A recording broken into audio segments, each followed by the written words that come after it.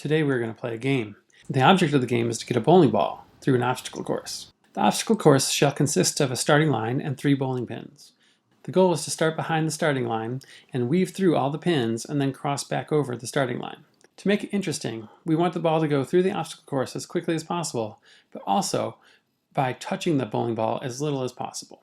The score for a trial run will be the time of the trial in seconds plus the number of contacts made on the ball. Low score win. If the ball hits a wall, that counts as a contact. If a pin falls over due to the ball or your body, you get an additional 10-point penalty. To get the ball through the obstacle course, we will use this highly advanced tool, the bowling ball persuader. You may not use any part of your body to contact the ball. Legal contact between the persuader and the ball must be in discrete instantaneous hits, such as this.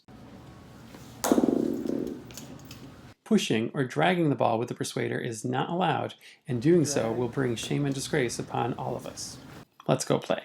Normally, we would do this activity live with our students and let them play, but for the sake of this video, Mr. Coburn and I will take turns playing the game. We set up our course in the hallway in Center 63.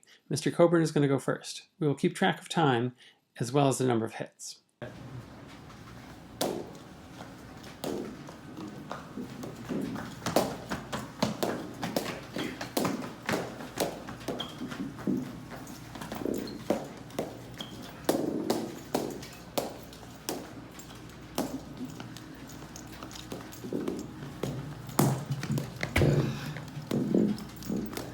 Wow, that was awful.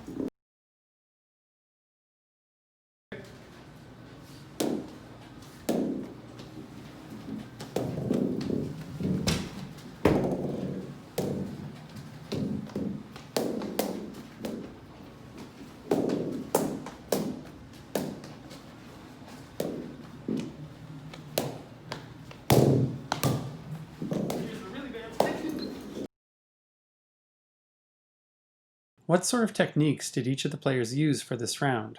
Were they effective? What are the most effective ways to hit the ball? Now let's have the players try again.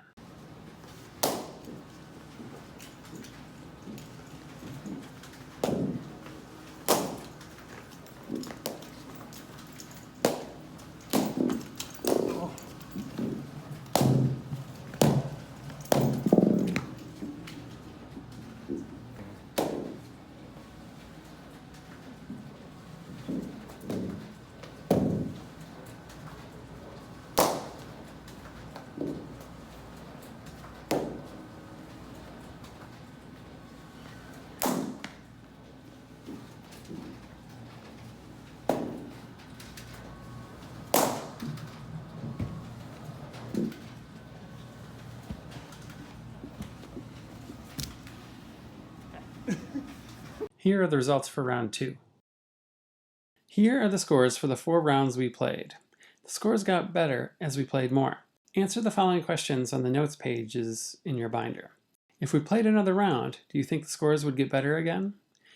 How low could the scores possibly get? What are the limiting factors?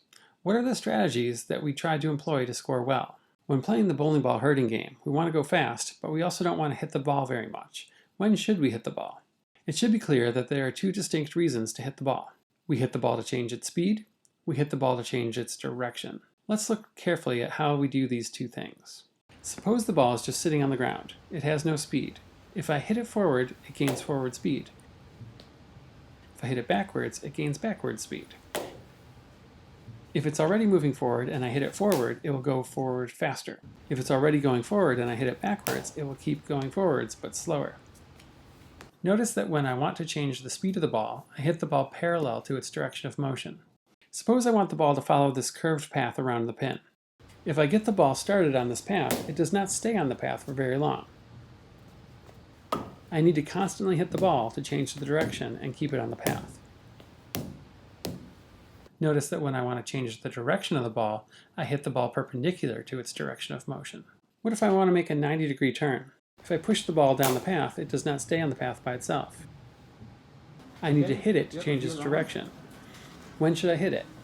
At the corner. Okay, which way should I hit it? In the direction I wanted to go? That didn't work. The problem is that the ball is moving forward, and once it gets to the corner, I want to make 2 adjustments. I want to stop going forward, and I want to start going sideways. To get it to stop moving forward, I could push it backwards. To get it to start moving sideways, I need to push it sideways. I can do both of these at the same time with a single hit if I do this. Let's watch that happen. There it is. Yep. Let's go back to the game. What's the minimum number of hits needed to get through the course? Here's a drawing of the course. Let's draw the path of the ball again. If I want the ball to do this, I would have to hit it a bunch of times. That ruins my score. A better path might look like this. Now I only have to hit the ball 4 times. Here, here, here, and here. This would be ideal. In this ideal scenario, we need the ball to make extreme direction changes as it goes around the pin. Can we really get the ball to make such an extreme course correction with just one hit? Yes, we can. When we hit the ball with the persuader, we are exerting a force on the ball. For the next couple weeks, we're going to study forces. By now, you've probably realized that forces are going to be vector quantities because direction matters. Let's summarize what we have seen so far with this game. There are 2 big ideas you should understand based on this activity. Forces can change the speed of an object. Forces can change the direction of an object. Thanks for watching.